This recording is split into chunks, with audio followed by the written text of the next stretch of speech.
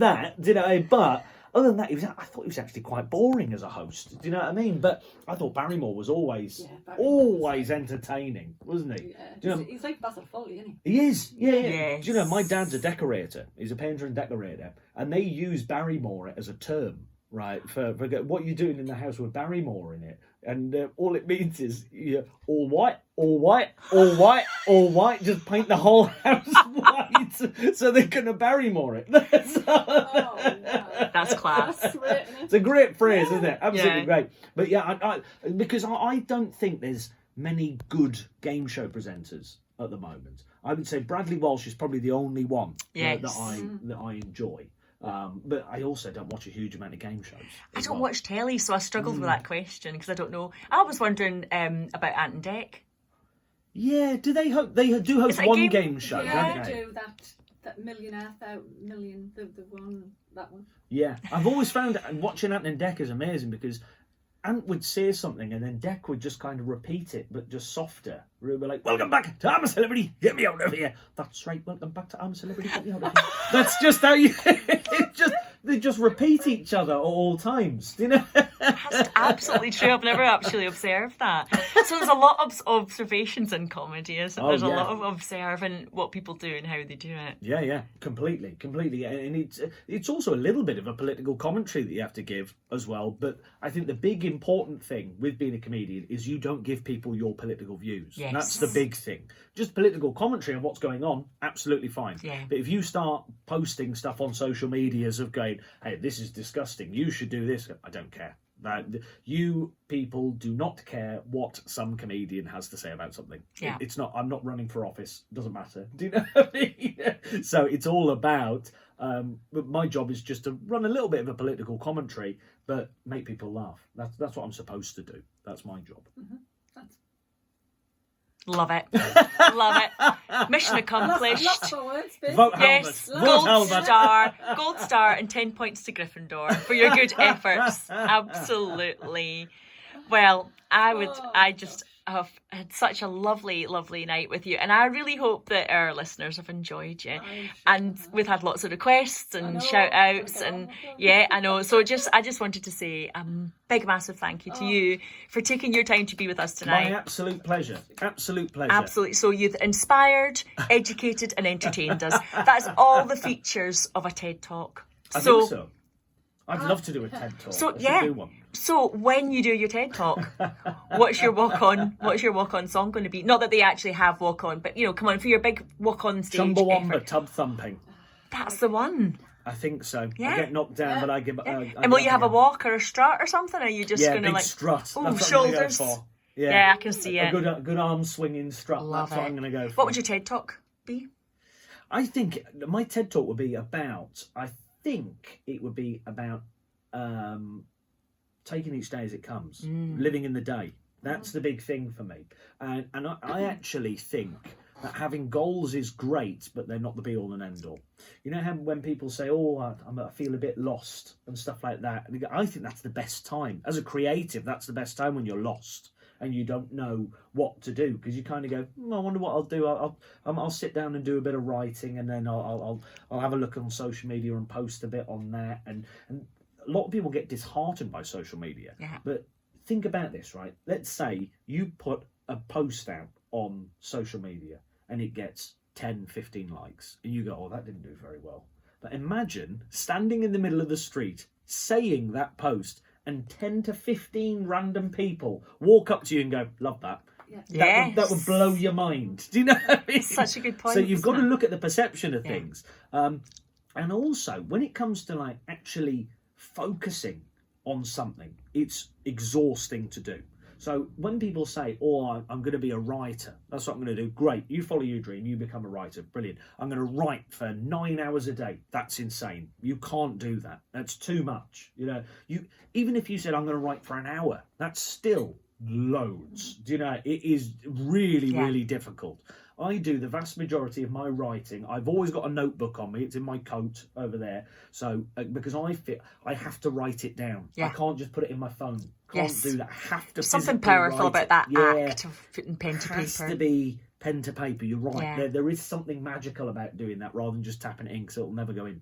So, but I walk so much. I love my watch. Never. I have to charge my watch every day because it's like it's going. You've ran the battery down on it from walking too much. And that's when I find that I'm most creative and most observant. And I'll plonk down in a chair and I'll just sit and I'll watch people and people watch. And I could be people watching, but none of it's going in. I'm thinking about whatever it was that I was doing, and that is writing. Yes. The actual act of writing it down is probably about 10%.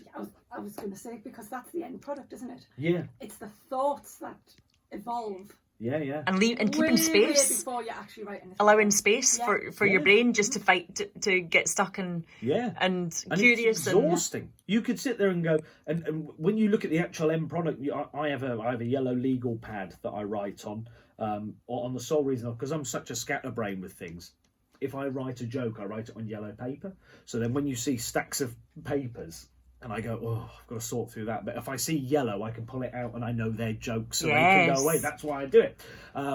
So, if you would spend a day writing, as it were, and you've got one joke and you go, that may or may not work, and you throw it down, but you're exhausted because you've tried every avenue possible to find what this is and what you found funny, and you go, has anyone done that before? Have they done this? And you just go, oh, what will other comedians think of this? Will the audience think of that? And you just go, oh, forget it, I just have to try it. I just have to do it.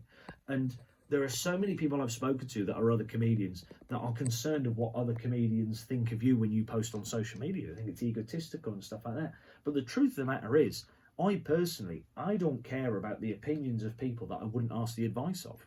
I couldn't care less. Yeah. You know, if I'm not going to ask your advice, why would I care whether you think I'm a good comedian or not?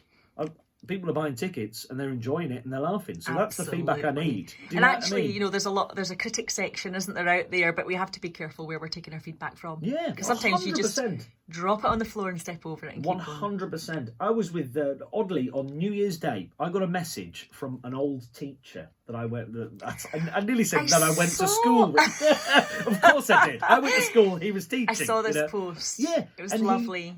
And he messaged me out of the blue, because I'm from Shrewsbury originally, down in the Midlands. He said, I'm in Newcastle. Would you like a cup of coffee? And I went, yes, absolutely, let's go.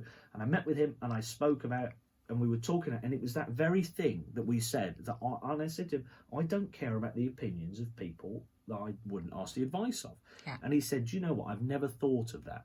And he said, well, would you explain that? I said, well, it felt weird. I had to call him Mr. Thomas, and he kept saying, call me Steve. I went, I can't. You know, it's Mr. Thomas or Sir. That's all. Or Sir. If anyone walked past and saw two blokes and one of them's calling them Sir, I think they'd have questions. You know, it's a bit odd. But I said, well, Sir, Mr. Thomas.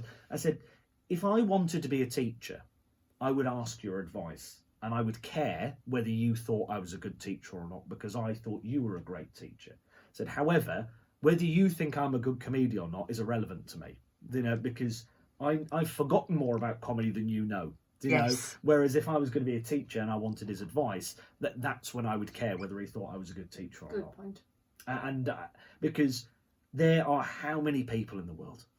In fact, how many people are in your street? Think about that. Yeah. You know, how many people are in your street or the building that you're in? How many people are in there? Do you know all of those people? Do you like all of those people? Do you hate all of those people? The answer is no to all of that. Yes. You know, so it's finding your tribe, finding your group of people. There'll be people that think I'm the greatest comedian in the world, and they need to go to hospital and get their head checked. But there'll be people that think I'm absolutely brilliant. There'll be people that think I'm absolutely awful, and I'm okay with that. It goes back to what we were saying before.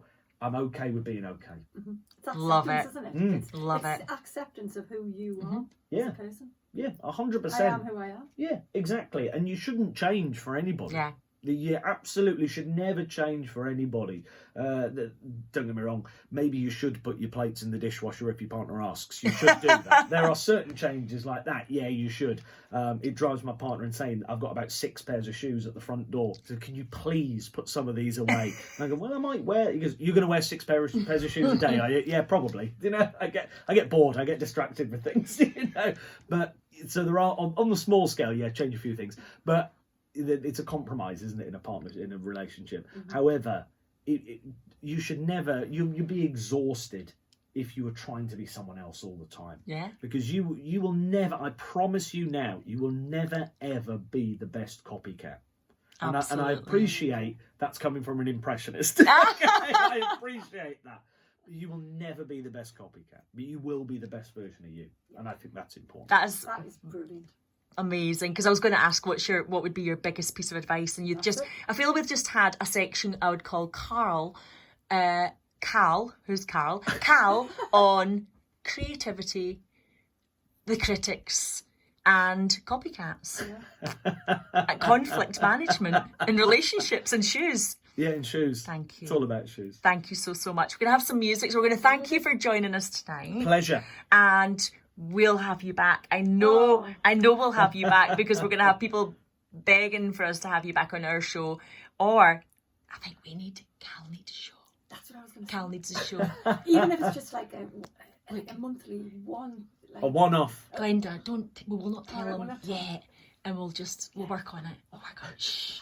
Nobody, don't tell him. Don't tell anybody. So, we've got some music coming up.